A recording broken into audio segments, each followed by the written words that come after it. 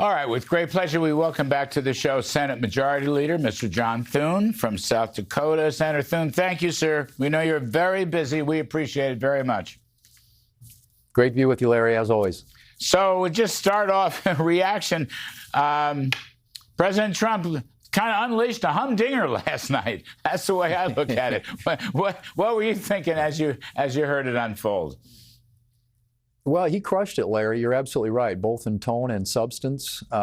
Couldn't have dialed it up really any better. And I thought it was optimistic. It was hopeful. It was, reflecting on America's greatness and those who have come before us, having a couple of those 100-year-old veterans in the audience, and of course, having the hockey team, and congratulations to both the men and the women for their gold medals. But it was really the kind of message and speech that I think most people should find inspiring and aspirational and all that, except the Democrats in the chamber. So I thought what you also saw last night was kind of the two Americas.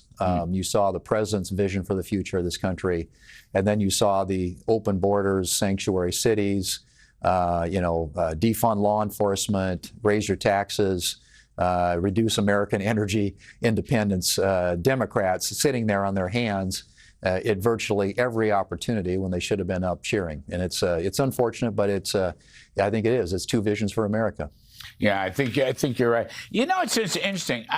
There's a million polls out there, but my producers found this CNN poll, of all things, before he had a 54% right direction. Now, that's pretty good, 54%. I didn't know he has anything that high. But just before the speech, CNN clocked him at a 54% right direction. After the speech was finished, Senator Thune, he had a 64%. And I think on most of the policy, you just mentioned a couple policies on the economy and DHS and border control and things of that sort, and ICE. I mean, Dems are on the wrong side of these issues, and I guess your goal right now as majority leader is to herd through some legislative solutions.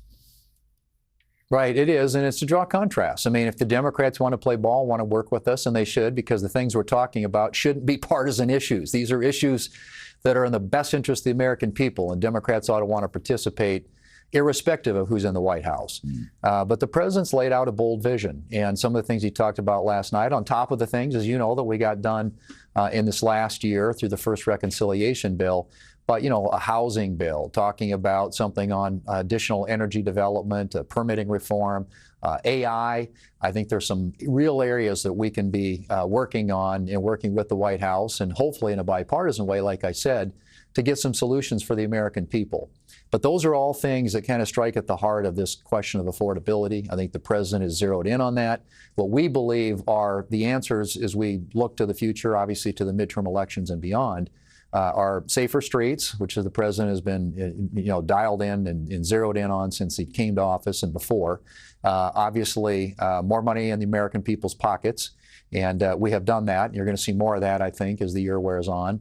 And then obviously new opportunities to get ahead for working families. And there are so many areas in which the president has delivered on that, and there's more to do. But you look at, just as an example, the Trump newborn accounts, Larry, that is a wonderful idea for the future, and to get people saving for their kids. And I think that's something that is going to serve the American people and working families well into the future. That one could be a game changer. You're 100% right. It's one of my favorite things. Absolutely. A total game changer, from poverty to wealth and prosperity. But, Senator, let me ask you, you've got this FEMA's not being funded, the Secret Service, the Coast Guard, this DHS bill is not getting done. The Northeast is suffering from pretty perilous snowstorms and ice storms and blizzards, for example. Democrats seem not to want to cooperate once again. What's going to happen here? I hope that the Democrats will come to the table. The president and his team have been incredibly operating in good faith in terms of trying to get a solution here. And honestly, Larry, we have now had 2 votes in the Senate, 3 votes actually, on the very bill the Democrats negotiated on the Department of Homeland Security, on that appropriations bill, and then subsequently walked away from it and voted against it as recently as last night. And we'll give more opportunities to vote on that. But I think the White House has said, okay, if you don't want this, tell us what you want. And it took them a long time to come up with a list, and they came up with a list, which is mostly very unrealistic. But we're not going to do anything that jeopardizes or puts at risk law enforcement officials who are out doing their jobs. They have a right to be able to do their jobs, to do them in a safe way. And these sanctuary cities, which create these hostile environments where puts not only these, these law enforcement officials at risk, but also their families, that's just crazy. And so, there are certain things that we're going to be willing to do and certain things we're not going to be willing to do. And, obviously, the White House, I think, has been very forthcoming in trying to say, okay, let's, figure this out. If it's something to do with body cameras, it's something to do with, de-escalation training. There are a whole range of issues I think the White House has been willing to deal on, and the Democrats haven't been there because I think they see this as a political issue. And it's really unfortunate because nobody wins in a shutdown. I mean, I don't want to be too extreme in this, but I think they want to cut back on ICE. They want to defund ICE. They're the party of the open borders. We've seen this in the Biden years. I mean, Trump has reversed this. You all have reversed this in the Senate and the House. But the fact of the matter is, Democrats will be Democrats. They wouldn't stand up and applaud when Mr. Trump talked about safety and the most important thing, protecting America. I mean, can this be beaten? Can this be beaten with, some kind of talking filibuster? Can this be beaten by some kind of skinny reconciliation bill? What's out there that can stop the logjam and preserve ICE? I want to get to sanctuary cities in a second, but preserve ICE and preserve DHS. And, you've got FEMA is I would think Democrats in blue states, the whole Northeast is blue, Senator, most of it. And it's the worst storms we've seen in I don't know how many years. And FEMA's not funded. I mean, how goofy and stupid is that? It's pretty goofy and stupid. I would agree. I think they want to make this all about ICE, but it's so much more than that. It is. It's FEMA, it's TSA, it's the Coast Guard, it's cybersecurity. There are a lot of important functions and agencies of government that are funded in that appropriations bill.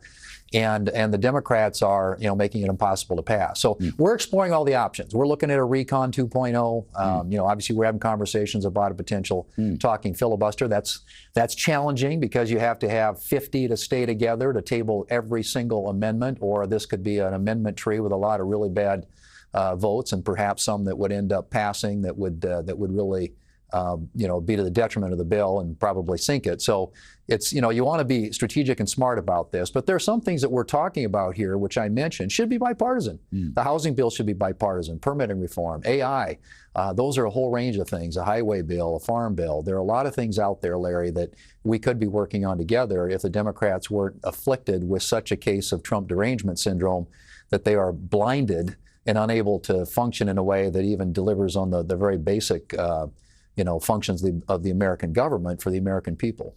Two last ones, Senator, and you've been generous with your time. One is the issue of defunding or ending sanctuary cities. Lindsey Graham, President Trump, a lot of Republicans, perhaps yourself, want to get rid of sanctuary cities, which really, I think, are the source of so much of the shootings in these blue state areas. And the other one, of course, is the voting bill, the Save America Act now. The new one passed the House. It's come back to the Senate. Photo IDs, proof of citizenship, and so forth. What can you tell us about those two? Well, I think those are both issues that we need to vote on, and we will vote on the Save America Act in one way, form, or another. And if the Democrats block it, I think it's a great contrast to draw going into these fall elections. Do you want to be the people who are voting against actually requiring people to be American citizens to vote in American elections? I think that's a fairly straightforward issue. But if the Democrats want to, stand in the way of that, then we're obviously happy to litigate that in the fall elections. I think sanctuary cities is a similar issue.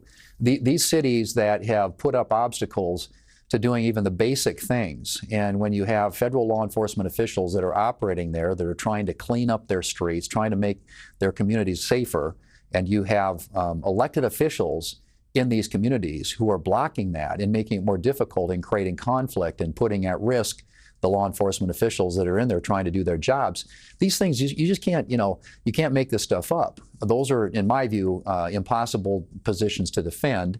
And I, like I said, I think we'll do everything we can to make sure that the American people understand who is for safer streets, safer communities, and who is for ensuring that only Americans vote in American elections, and who is for lowering your taxes and giving you more money in your pocket. And all those issues are opportunities to contrast with what I saw last night on the floor of the Senate, or the floor of the House, I should say, being there, and that really is the two Americas. Yes, sir. And the Democrat Party that is defending all this stuff, and a president who is trying to move this country forward and make it safer and stronger and more prosperous. Yes, sir. Senate Majority Leader, Mr. John Thune. Thank you, sir. We appreciate it very, very much. Good to be with you. Thanks, Larry. See you. All right. Good luck.